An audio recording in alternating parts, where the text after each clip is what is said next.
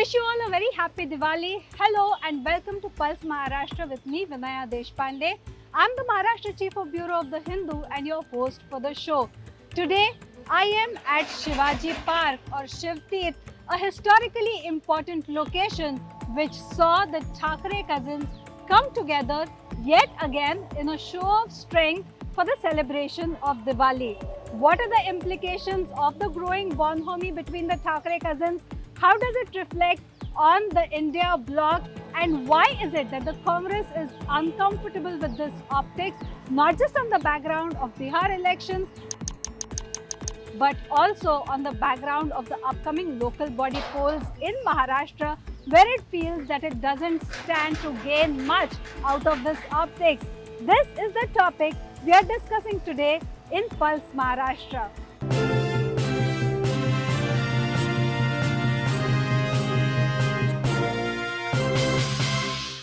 Hello everyone and welcome to this show of Pulse Maharashtra with me Vinaya Deshpande. As we have been discussing since the beginning of the show, this episode particularly focuses around the growing bonhomie between the Thackeray cousins. We have seen Raj Thackeray and Uddhav Thackeray coming together several times. In fact, this week we have also seen Raj Thackeray sharing stage with the MVA leaders when all of them went and met the election commission. Today, what we are going to discuss is the kind of optics or the kind of implications it might have for the India bloc, and what does Congress think about this growing bonhomie? Does it think that Raj Thackeray is on his way to MVA, and what would the possible implications be? To discuss all these issues with me, I have Maharashtra Congress President Harshavardhan Sapkar. Harshavardhan Sapkar ji, thank you for speaking to the Hindu हमसे बात करने के लिए बहुत बहुत शुक्रिया. What I want to ask you is, are you open to any possibility that Raj Thackeray will possibly come and align with the Mahavikas Aghadi or the India bloc? I think Mahavikas Aghadi is no more now. Now India Alliance is there. For my convenience, मैं थोड़ा हिंदी में बात करना चाहूंगा. Yes. तो 2019 में जो एक राजनीतिक चित्र महाराष्ट्र की विधानसभा के माध्यम से जो निर्माण हुआ था, उसका बैकग्राउंड ये था कि बीजेपी और शिवसेना दोनों साथ लड़े थे, मगर उसके पश्चात शिवसेना ने यह स्टैंड लिया कि हम बीजेपी के साथ नहीं जाएंगे. उन्होंने उनका अलायंस तोड़ते हुए बाहर आए और ऑब्वियसली राष्ट्रवादी कांग्रेस और कांग्रेस ये दो अलायंस में उनका था, वो अलायंस में लड़े, दोनों इकट्ठा भी थे. उसके पश्चात एक बहुत लंबी चर्चा छिड़ी और सरकार स्थापन करने के लिए जो बहुमत है, जो एक जादुई आंकड़ा जो होता है, जो नंबर होता है 145 का, उसको उस तक वहां तक पहुंचने के लिए शिवसेना, राष्ट्रवादी और कांग्रेस, ये तीन लोगों को एकत्रित आना जरूरी था, या बीजेपी और शिवसेना.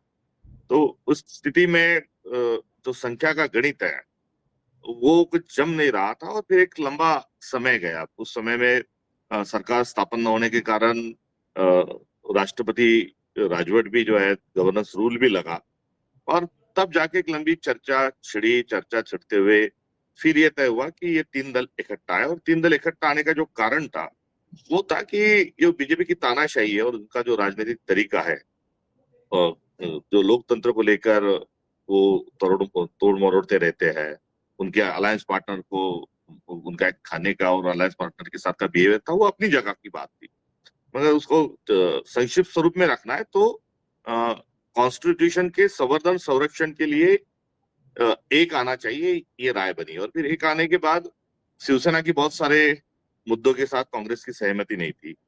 ये बात निराली है कि शिवसेना ने बहुत बार कांग्रेस को मदद की है, बल्कि इनिशियली जब शिवसेना स्थापन हुई तब कांग्रेस के साथ उनके अच्छे संबंध रहे. कांग्रेस के बहुत सारे मेयर बनने के लिए उन्होंने मदद की. थोड़ा अलायंस भी जो था कांग्रेस का शिवसेना के साथ था.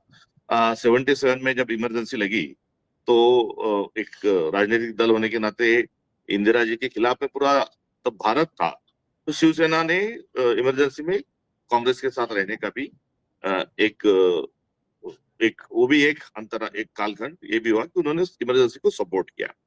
उसके बाद में प्रतिभाताई पाटिल ये राष्ट्रपति के चुनाव के उम्मीदवार थे, तो उन्होंने महाराष्ट्र और मराठी के मुद्दे को लेके प्रतिभाताई के साथ भी रहे।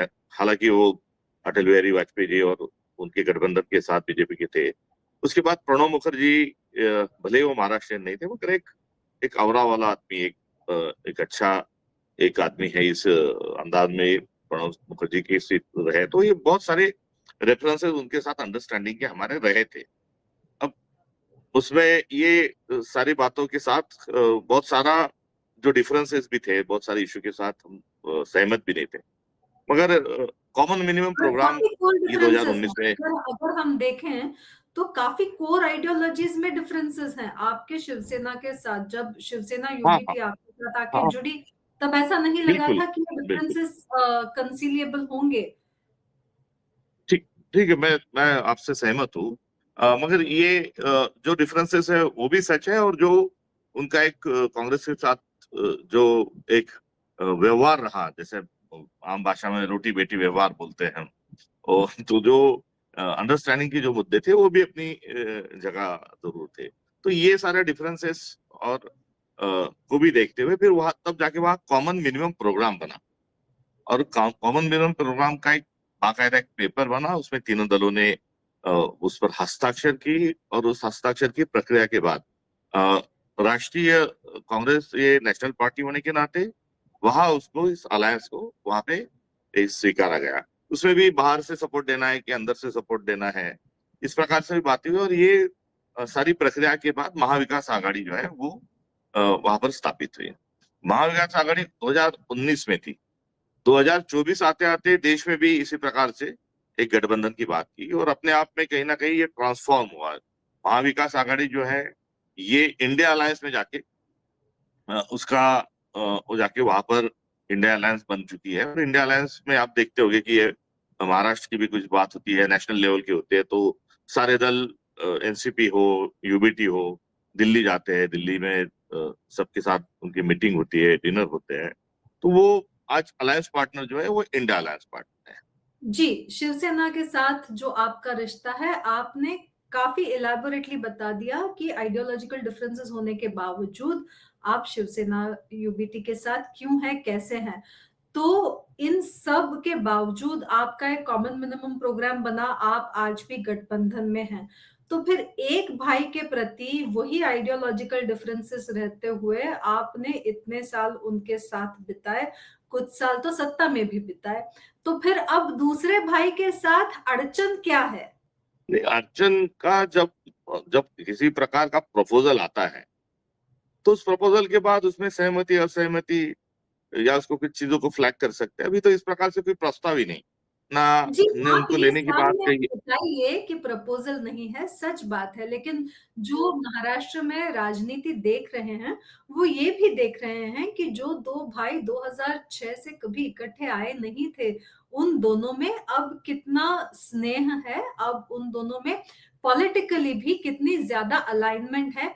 इस हफ्ते जब आप मुंबई में नहीं थे, आप दिल्ली में थे और सारे विपक्ष के नेता जाकर इलेक्शन कमीशन के ऑफिशियल्स से मिले, तब भी आपने देखा कि किस प्रकार की चर्चाएँ छिड़ी। उसमें का एक हिस्सा ये भी था कि आप वहाँ पे नहीं थे, लेकिन कांग्रेस तो बतौर एक ऑपोजिशन पार्टी के वहाँ पे थी।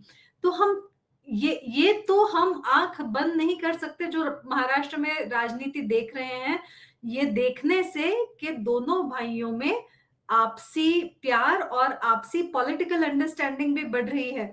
तो आप चाहे ये बताएँ कि अभी प्रपोज़ल नहीं है, लेकिन ये आपको भी पता है, हमें भी पता है कि ये किस दिशा में जा रहा है। नहीं, बिल्कुल, ये देखिए, ये दोनों चीजों को मुझे लगता है इकट्ठा करके पर्टिकुलरली ये इलेक्शन कमीशन के विजिट को देखना राजनीतिक तौर पर वो ठीक नहीं है, ऐसा मुझे लगता है। आपने जो सवाल पूछे अपनी जगह, अलायंस पार्टनर लेना चाहिए नहीं लेना चाहिए, उस पर आप जरूर हमसे पूछना ही चाहिए। मगर जो इलेक्शन कमीशन के लिए जो डेलीगेशन गया था, उसमें सभी दलों को वहां निमंत्रित किया गया था। बीजेपी को, शिंदे सेना को, अजित पवार जी के राष्ट्रवादी को, और सभी दलों को बुलाया था। तो सबने मिलकर जो वोटर लिस्ट की जो धांधली है, उस वोटर लिस्ट के धांधली को लेके इलेक्शन कमीशन को ऑल पार्टी डेलीगेशन के नाते वहां पर जाना था। इस जी, ऑल ये तो पार्टी हमने डेलीगेशन मान का ली जो बात। मकसद है ये तो उसमें, बिल्कुल, बिल्कुल। हर्षवर्धन सबका जी, ये तो बात हमने मान ली। ये मुद्दा उठाने की ज़रूरत इसलिए आ पड़ी कि आपने कहा कि अभी तक कुछ प्रपोज़ल नहीं है। ये हाँ, उदाहरण इसलिए दिया कि आपको बताएँ कि अगर अभी प्रपोज़ल ना भी हो, लेकिन किस दिशा में ये एसोसिएशन जा रहा है दोनों भाइयों के बीच का, ये आप भी देख रहे हैं और हम भी। तो फॉर्मल प्रपोज़ल नहीं है, ये तो बहुत ही फॉर्मल आंसर हो गया आपका, लेकिन उसके पीछे विस्तार से बताइए कि ये it's like a writing on the wall, तो इसका आगे कांग्रेस करेगी क्या? नहीं, बिल्कुल आपने दुरुस्त सवाल पूछा, उस पर भी मैं खुलकर राय यहाँ पर देना चाहूंगा।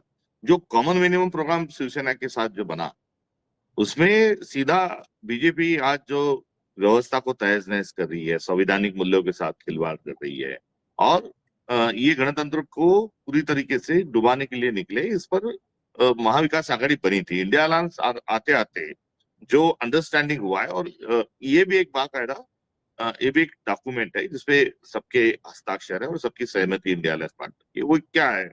तो ये है कि संविधान का संरक्षण और संवर्धन, और भारतीय जनता पार्टी की जो तानाशाही प्रवृत्ति, उसके खिलाफ में इंडिया अलायंस ये बना हुआ है।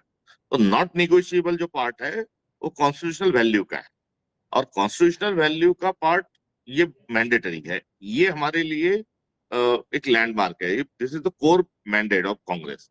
अब दूसरा जो है, दो भाई इकट्ठा आ रहे हैं, बातचीत हो रही है, तो इन दो भाई इकट्ठा आ रहे हैं, बातचीत हो रही है, तो ये उनकी व्यक्तिगत राय है, क्योंकि वो फर्स्ट कजीन है, दोनों तरफ से भाई है, उनका परिवार एक रहा है, आपस में आते हैं, मिलते हैं। तो इसमें कोई राजकीय टिप्पणी और उसमें कोई कांग्रेस के नाते उस पर किसी प्रकार का कटाक्ष डालने की आवश्यकता नहीं। आखिरकार हम तो भारत जोड़ो वाले हैं, हम तो भारत तोड़ो वाले नहीं। हमने दलों को तोड़ा नहीं है, भाइयों को तोड़ा नहीं है, या किसी एक घर के दो घर या पार्टी को तोड़ मरोड़ना, ये नहीं। तो हम तो भारत जोड़ो वाले। तो भारत जोड़ो वाला एहसास है, मोहब्बत की दुकान राहुल जी लेके निकले हैं, और मोहब्बत अन्य तरफ से जब छलकती है, तो जाहिर है कि वो उस बात की खुशी है। और भारत जोड़ो कहीं ना कहीं कांग्रेस का हमारा एजेंडा भी है, मैंडेट भी है। हर्षवर्धन वो हमारा, सप्ताह जी, आ ये रहा जो हूँ मैं, आ रहा हूँ, आपकी मोहब्बत आ की रहा। दुकान है, ये महाराष्ट्र में ठीक है, लेकिन इसको आप बिहार इलेक्शंस में कैसे देखते हैं? नहीं नहीं, ये तो मेरा मेरा जवाब तो पूरा करने दीजिए। तो ये वो आते हैं, तो इसमें कोई ऐतराज की बात नहीं। अभी जो हमारा जो प्राथमिकता जो है, और हमारा नॉट निगोशिएबल जो पॉइंट है, वो है कॉन्स्टिट्यूशनल वैल्यूज, और बीजेपी की कोर आइडियोलॉजी के हम खिलाफ है। इसको लेकर पहले कोई अन्य दल जो है अपना स्टैंड क्लियर करते हैं, तो ही जाके उनके स्वागत की या इस प्रकार से बात हम कर सकते हैं। तो ये कोई रैंडमली अब सत्ता का खेल खेलना, ये कांग्रेस का काम नहीं है। हुँ। हम सत्ता जरूर चाहते हैं, और राजनीतिक दल होने के नाते, मगर सत्ता के माध्यम से हम किस प्रकार से हमारी आइडियोलॉजी है, उस पर हम चलने के लिए कटिबद्ध है। तो ये केवल अच्छे रिजल्ट के लिए, ये चुनाव जीतना है, इसलिए ये कर लो, फिर वो छोड़ दो, फिर जो भारतीय जनता पार्टी पहले इनको इस्तेमाल करो, फिर उनको करो, अलायंस पार्टनर अभी ले लो, तो उनका अलायंस पार्टनर एक चुनाव में होता है तो अगले चुनाव में नहीं होता है। जैसे कि अभी शिंदे शिवसेना और अजित पवार जी जो है, ये 2029 में उनके अलायंस पार्टनर नहीं रहने वाले। तो ये हमारा किरदार नहीं है, इसलिए चुनाव, ये चुनाव लोकल बॉडी का है, मुंबई कॉर्पोरेशन का है, आप इकट्ठा हो जाओ, लड़ो, फिर हम आपके है कौन, ये पल्ला छाड़ दो। तो ये हमारा किरदार नहीं है। तो मूलतः कॉन्स्टिट्यूशनल जो फ्रेम हुँ, है वो हमारे लिए हुँ। जो बहुत महत्वपूर्ण है, और उस फ्रेम में आने के लिए कौन कौन तैयार है, ये फंडामेंटल सवाल है। ये आपने बहुत ही महत्वपूर्ण मुद्दा यहाँ पे रखा है। आपने कहा है कॉन्स्टिट्यूशनल फ्रेमवर्क नॉन नेगोशिएबल है। अगर उस कॉन्स्टिट्यूशनल फ्रेमवर्क में कोई बैठता है तो उसके आगे फिर देखा जाएगा। This is a step forward.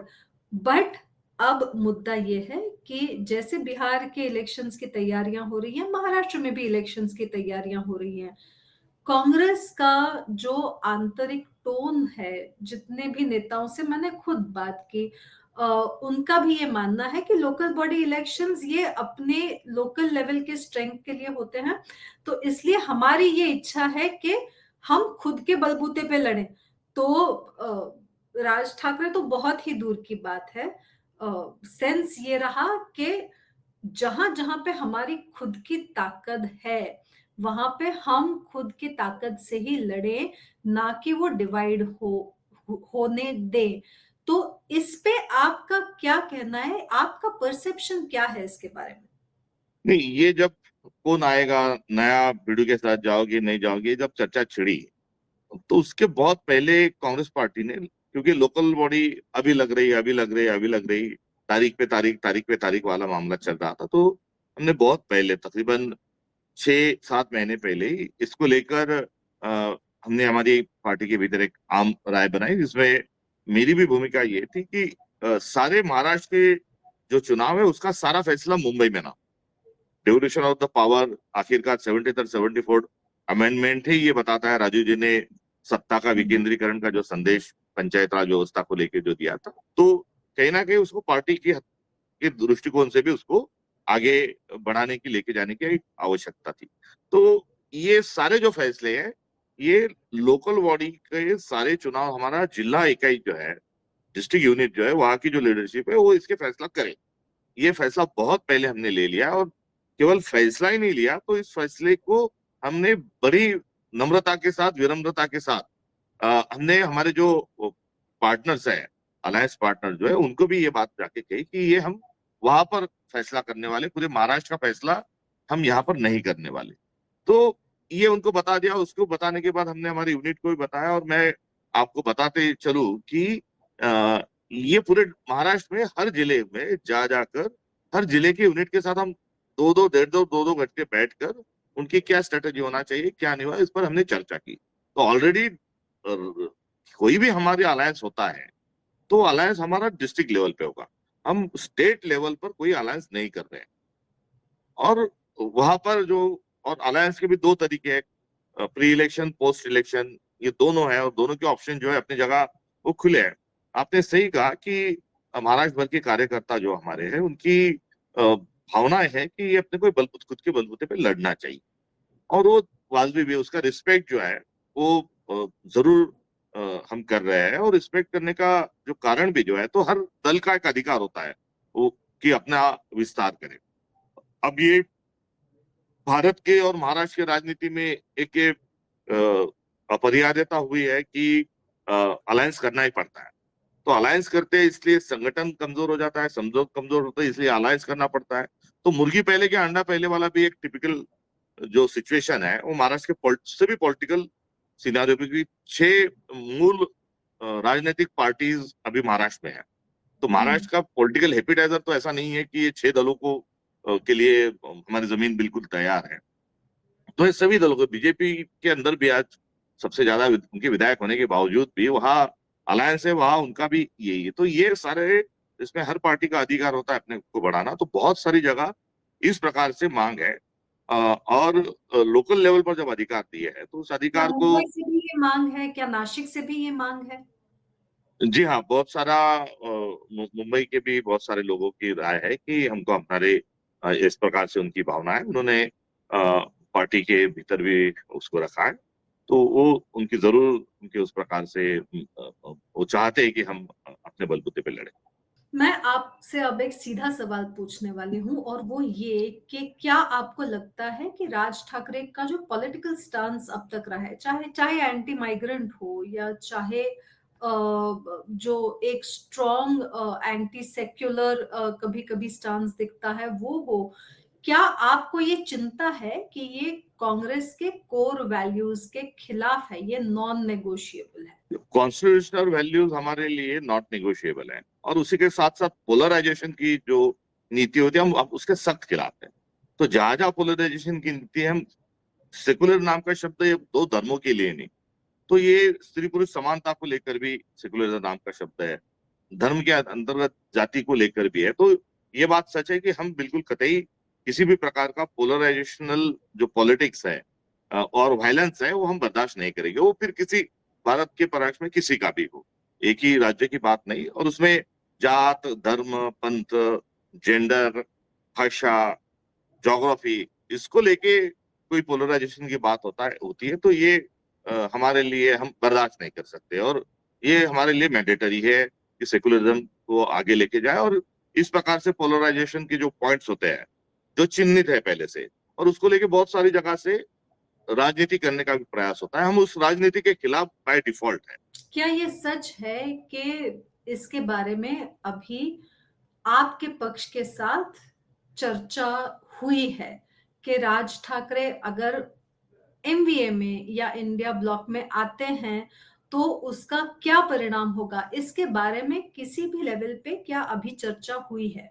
नहीं, इस प्रकार से किसी लेवल पर इसकी चर्चा अभी तक हुई नहीं है, क्योंकि हमने हमारे संगठन के भीतर की जो प्रक्रिया है उस प्रक्रिया को ही कर्मठता के साथ आगे लेके हम बहुत आगे निकल चुके हैं। और आगे का मतलब आगे हर जगह की हमारे पास जानकारी की हाँ किस प्रकार से कार्यकर्ता की भावना है। बहुत सारी जगह अलायंस हो भी सकता है, करना भी पड़ सकता है। कुछ जगह लोकल लेवल पर अच्छा है, कुछ जगह टेंशन है, कुछ जगह हम बहुत लंबे समय से हमारा जो पार्टी सिंबल है वो नहीं पहुंचा है, विधानसभा भी लोकसभा भी, तो ऐसे समय में सिंबल आगे लेके जाए, इस प्रकार से सारी चर्चा है। मगर ये इफ वाला जो है, जब हम चर्चा करते हैं या मन में किसी प्रकार से आता है या माध्यमों से पूछा जाता है, तो उसमें इफ या हुआ तो क्या करोगे, वो हुआ तो क्या करोगे, ठीक है। और पार्टी के भीतर जब फैसला करने के लिए या स्ट्रेटेजी बनाने के लिए निकलते हैं, तो वहां आपके सामने जो ऑप्शंस है, फिर हमारे लोकल लीडरशिप का भी ऑप्शन है, वहां लड़ने वाले लोगों का भी, कार्यकर्ता का भी ऑप्शन है, और हमारे साथ कौन किसका प्रस्ताव है बातचीत का, ये है। और ये डिस्कशन जो है ये हमारे डिस्ट्रिक्ट यूनिट ने लगभग सभी महाराष्ट्र के सभी जो इंडिया अलायंस के जो पार्टनर उनके साथ पहले ये कर दिया है। तो इस सारे फ्रेम में अभी तक नया कोई पार्टनर को लेकर चर्चा हमारे दल में अभी तक नहीं हुई है।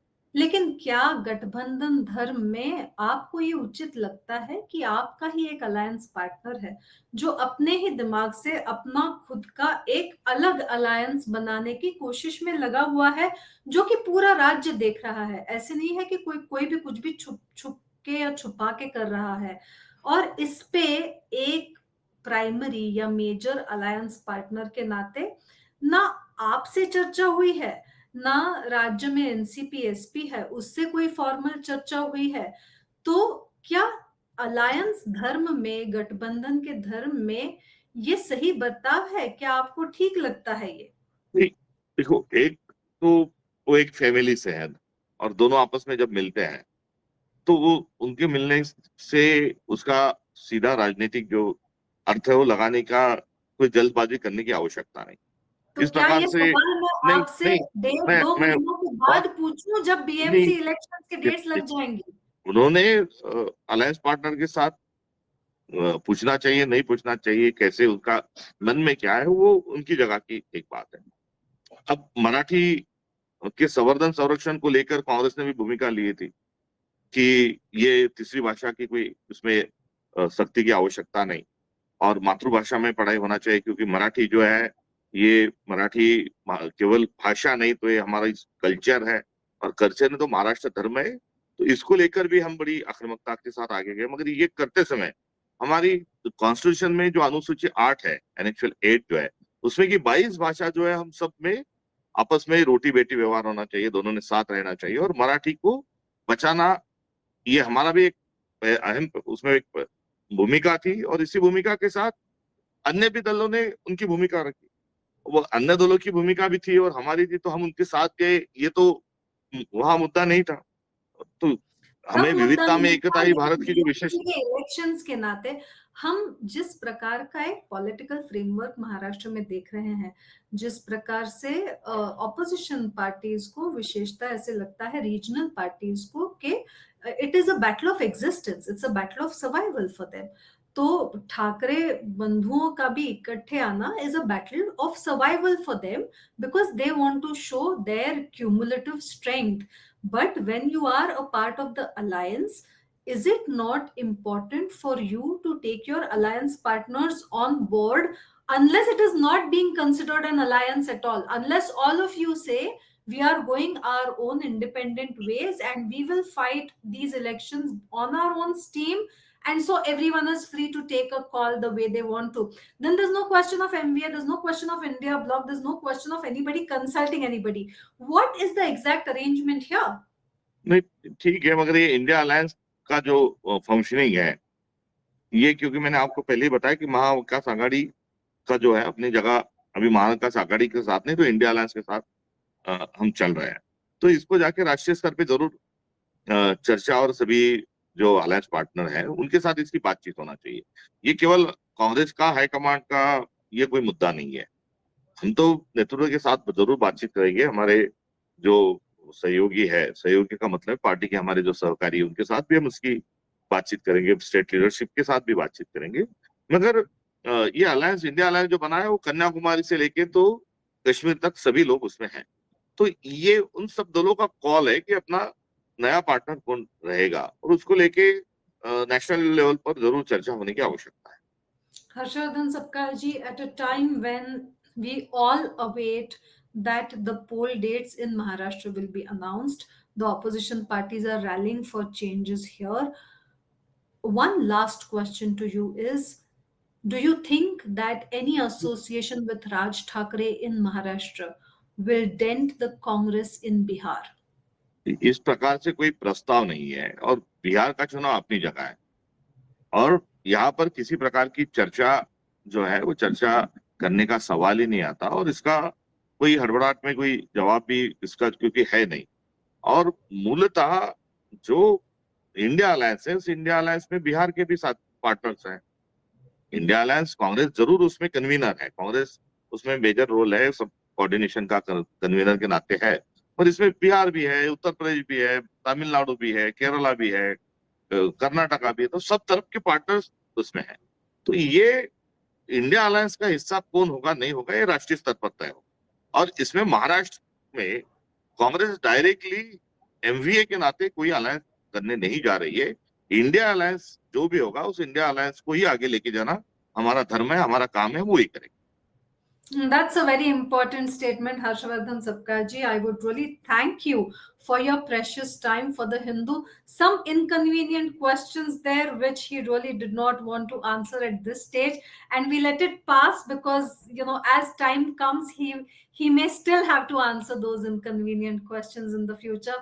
But for all the important points with respect to the ground rules that he has laid about India bloc, about the rules which are non-negotiable, and about whether, if and when Raj Thackeray decides to cross that line, he will be a part of that framework or not. For all these questions, we are watching Maharashtra politics very closely, and we would like to thank Harshavardhan Sapkarji for his precious time today. Thank you thank so much. Thank thank